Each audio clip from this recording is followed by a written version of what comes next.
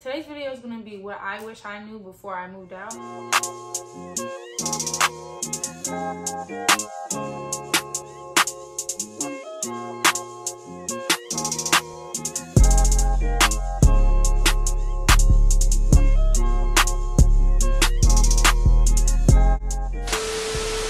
This has been one of my most asked videos.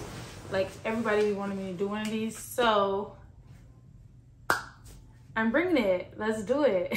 And I moved out at 20. Mind you, I'm a little girl, so I feel like something in my nose. I'm 21 now. Wait, so was I 20 when I moved? My first apartment was in the trenches. If you know, you know. But my first apartment was when I moved out of Chicago. I moved in August of 2021. So I literally just went out on a limb and did it. I moved out. I knew I had to move out. I didn't know exactly when I was gonna move out, where I was gonna move to. I was struggling trying to find a good apartment in DC because DC is so expensive. I didn't know where to start. Like, no one was really guiding me. My parents, don't get me wrong, I love my parents, but they didn't really help me. Like, oh, this is what you need to know. This is what you need to have. Like, no. Me personally, I did not want a cosigner. I didn't want my parents to help, you know. Like, I didn't want none of that. I wanted my name on the lease and my name only on the lease. And if you know, like, it just feels very empowering when everything has your name on it. For my first apartment was very humble beginnings. We'll just leave it at that. The second time I was looking to move, I knew a little bit more. But this time it was a little less, it was more advanced actually, because the place that I moved into at first was like, it was like a duplex, like a 4-unit building, and someone owned the building. It wasn't like a management group who owns a whole entire apartment complex. You know what I mean? So it was a little less advanced. I don't know. It just wasn't as complex, I would say. But they did ask for similar, like the same things. So in terms of finances, y'all like my iPad? I don't even use it for real. But in terms of finances, something I wish I did and something I wish I knew was I wish I would have saved 3 times the rent before I moved. And that could be used as cushion, because when you move, yes, you have to move in and you need the money to pay your rent, but you also need to buy stuff.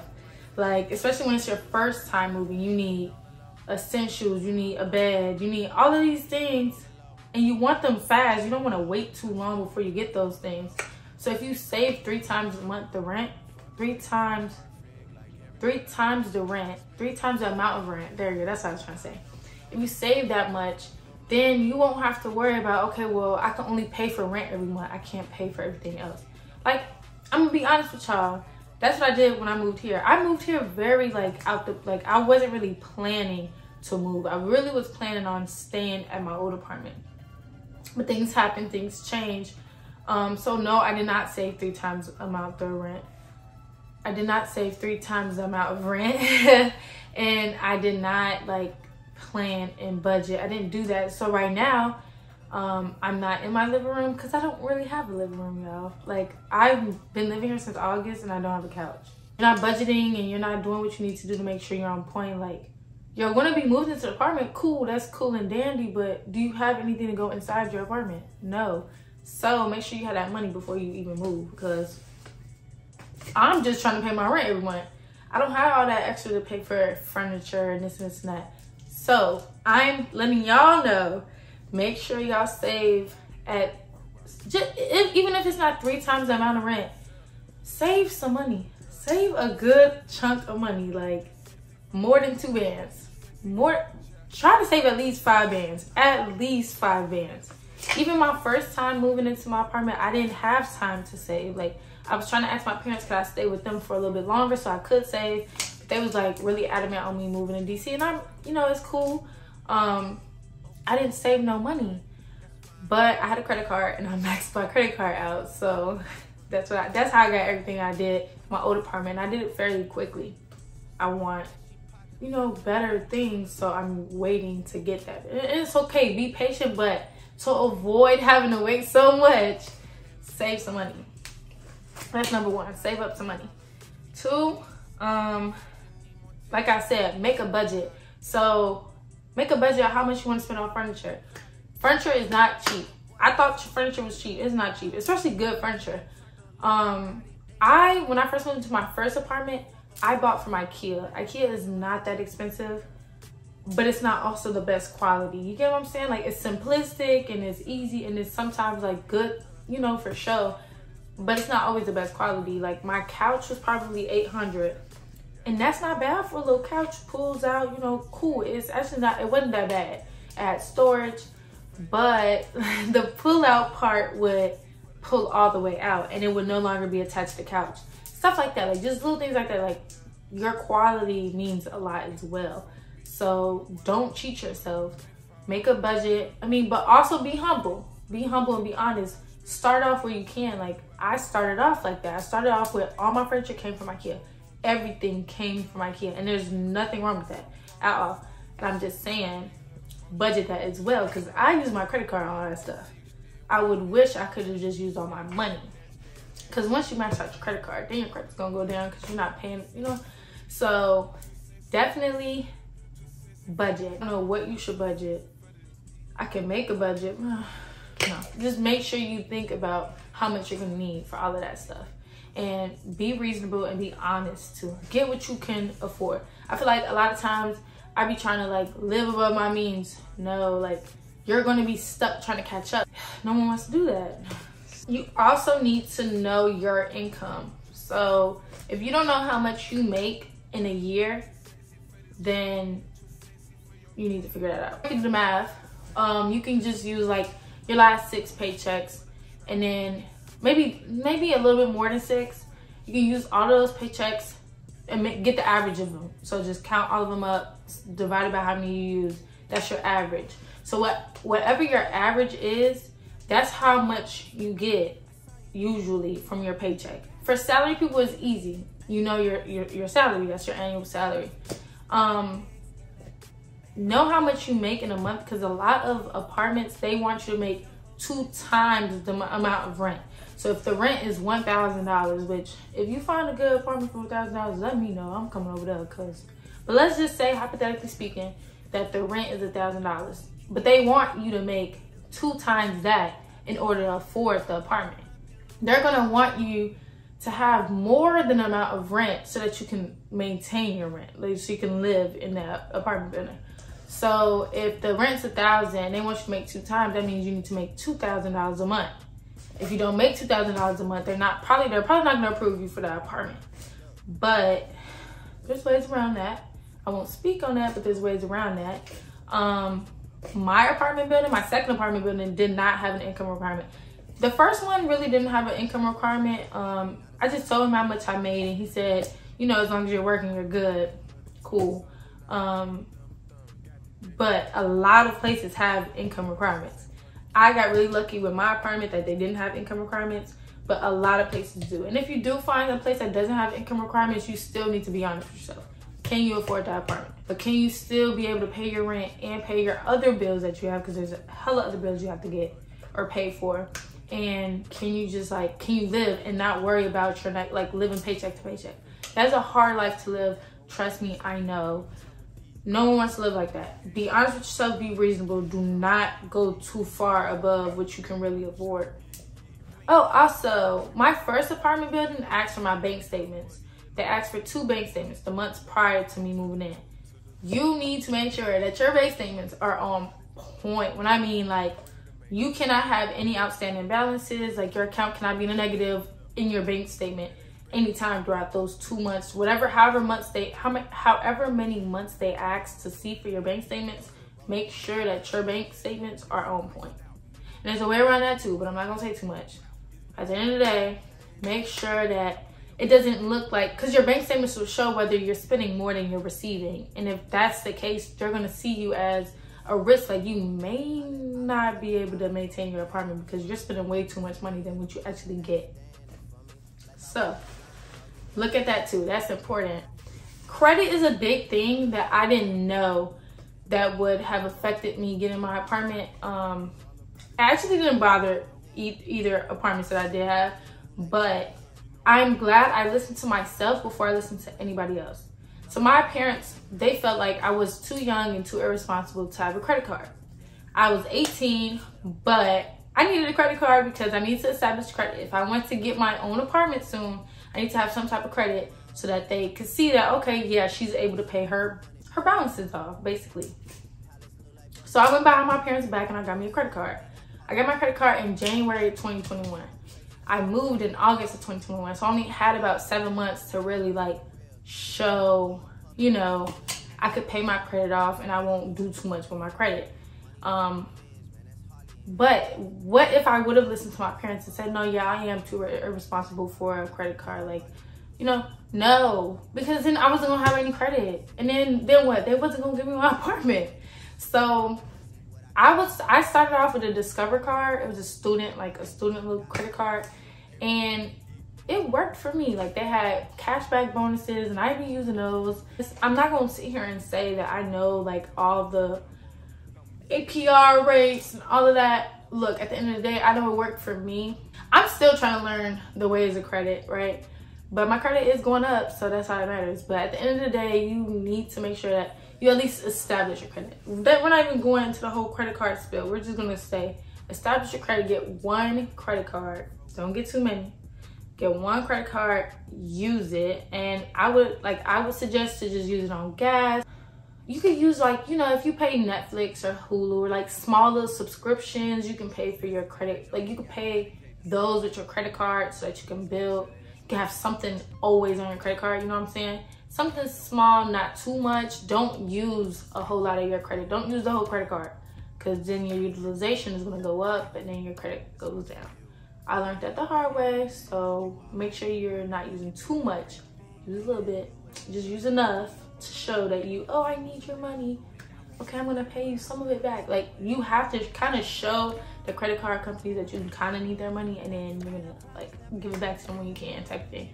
But don't quote me on that, because I'm not the credit card bureau, right? So make sure you pay it on time. Make sure that you have like notifications set up to make sure that you're remembering when your credit card bill is due.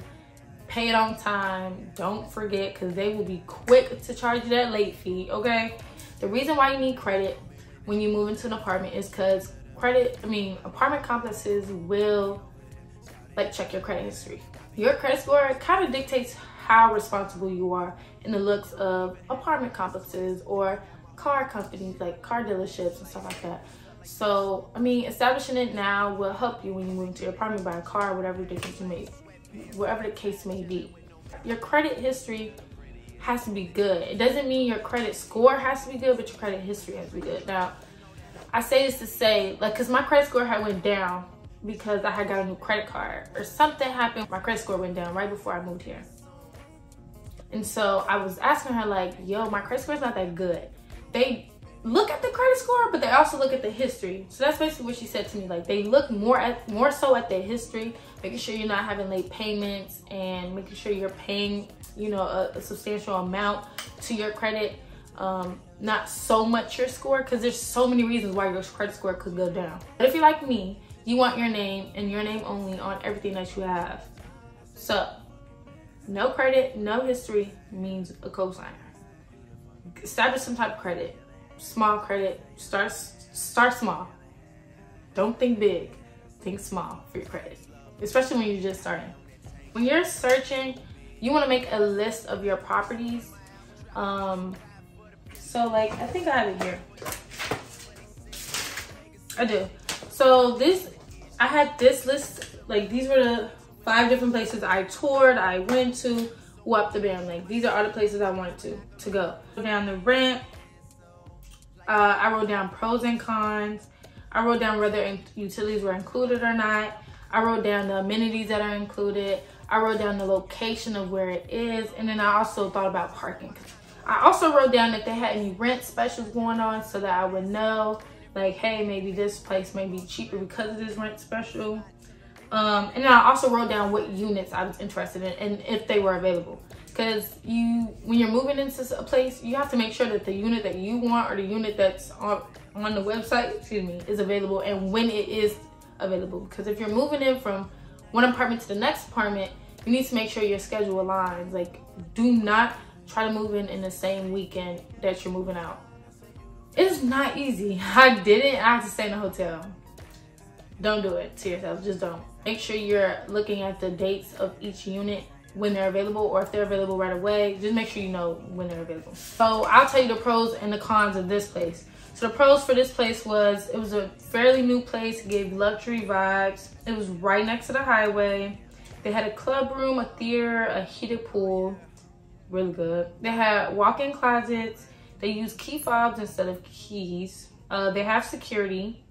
And then there's food like around the building. Like you go downstairs and walk to, there was a Subway, a Milk and Honey, like places to eat versus having to drive everywhere.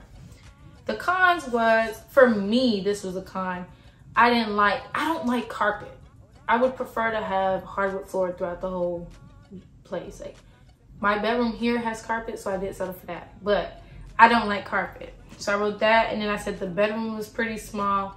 And then the towing place had towed my car when I went to go view this place. So I put that they were dickheads. Go down the amenities. So they had a theater, pool and courtyard, clubhouse, fitness center, a dog spa. Like they had all of that. And then what I would have to pay for. So I would have to pay for $50 to park in the garage. I would have to pay $40 for valet trash. That's not optional, so you have to pay valet trash. And then I have to pay water bill and electricity bill. The gas bill was included with the rent. So that's the type of stuff that you want to write all of that down when you're looking at each apartment, because it helps you. And then on this page, which I never even finished, I wrote down the application requirements. And then you need to write down for each apartment building what the requirements are, because every apartment building has different requirements. One place might need you to make 3 times the amount of rent, versus this place may only need you to make 1.5 times rent. So do that. Actually do your research on these places. Don't just go look, oh, it's so nice, I want to move in. No, do your research, because it's a lot that goes into it, and you're gonna be in there. Most leases are 12 months, but I mean, you could do 6 months, month to month. But you're gonna be there. This is your home. This is where you're gonna be at. You need to make sure that it's something that you want to do and you want to stay, because you don't want to be stuck in the lease and then you can't break it because you don't want to live there no more. Make sure you set some time out to view the property. Do not just get an apartment just because it looked nice online. You really need to look at this place. Like, even when I moved from from Chicago to DC, I flew out for 1 day. And I flew out to see the apartment before I moved in, because for one, I thought it was a scam. I'm not gonna lie. I thought it was a scam. It was too good to be true. Weather bam. It was a little things that I didn't know about the apartment until I moved in that I wish I knew. So, but I still viewed it and I still didn't even know. But good leasing agents will tell you everything so that you're not blindsided. But back to what I'm saying. Schedule time to view each and every apartment. Do not just go based off the photos on apartments.com. None of that, because looks can be deceiving. Put some money aside for application fees. Application fees range from like $25 to $50. Some places may even have a free application fee. You never know. It might be a part of the little special going on. Put some money aside for that. Put about $200, depending on how many places you apply to. But do remember, the more you apply, the more credit checks you have, which could affect your credit history, your credit score. They're not, well, to be honest, I don't know, because there's usually soft inquiries, so it doesn't really affect your credit score. But don't quote me on that, and just try not to apply to too many different places. So some of the things that they'll need for your application process, you're gonna need proof of income, proof of employment, credit, and background check. You're gonna need to do a background check on you. Obviously, they don't need, like, if you're a registered sex offender, I'm pretty sure they're gonna need to know that. Your titles and your registration need to be like on point. It can't be expired. They're not gonna let you park on the property, because then you could get towed, and that's some money, that's unnecessary money you don't want to pay. Make sure your vehicle and your title registration, all of that is up to date. You're going to need renter's insurance for when you do move into a place. Look around. Like, I have American Family Insurance.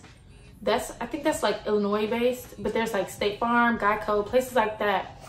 You can get renter's insurance for cheap. Like, it happened to my stuff, or water damage, or stuff that I can't control, right? Or theft, stuff like that. Your insurance covers it. So most apartment buildings require you to have renter's insurance, because they cannot be liable for anything that happens to your apartment.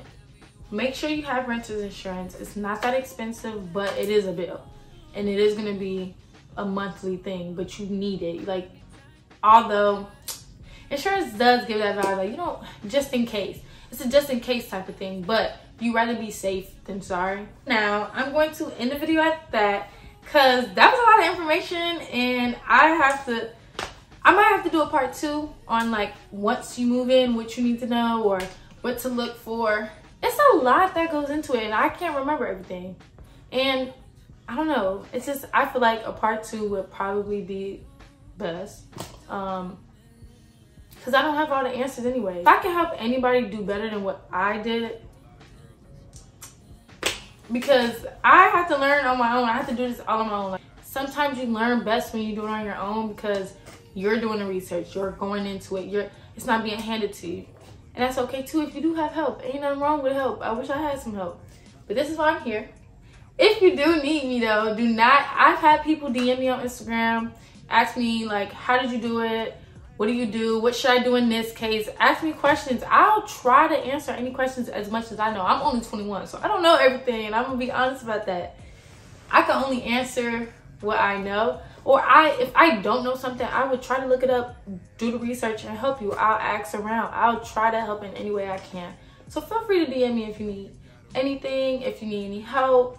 But yeah, I might do another video on more stuff so that I can help more.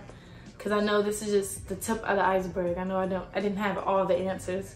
But if you do have questions, please ask them because I will add them into the next video. So ask questions on my Instagram, DM me, whatever you need to do, email me. Do whatever you need to do. Ask me questions for the next video so I can just answer questions, and I'll be there for you guys. Yes. Okay, I like how this ended. I like